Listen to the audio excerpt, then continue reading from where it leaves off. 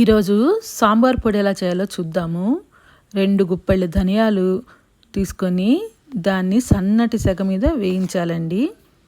అది 3 వంతులు వేగిన తర్వాత 1 చెంచాడు జీలకర్ర కూడా వేసి దోరగా వేయించేసి తీసేసుకుందాము ఒక ప్లేట్లోకి.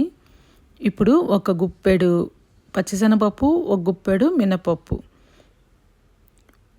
1 చెంచా బియ్యం, దీంట్లో 1 అర టీ స్పూన్ మెంతులు, 1 టీ స్పూన్ మిరియాలు వేసి బాగా వేయించేసి అవి పక్కన పెట్టుకుందాం.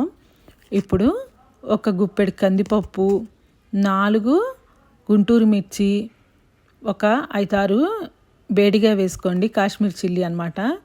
అవైతే కారం ఉండదు, కలర్ బాగా వస్తుంది. ఇవన్నీ వేయించేసి చల్లారి పెట్టేసుకొని ఒక మిక్సీ జార్లో మెత్తగా పౌడర్ లాగా చేసేసుకోవడమేనండి. అదిగో రెడీ అయిపోయింది కదా. వారానికి సరిపడా చేసుకుంటే సరిపోతుంది. ఇలా సాంబార్ చేసుకునేటప్పుడు కొద్దిగా పౌడర్ వేసుకుంటే చాలా బాగుంటుందండి.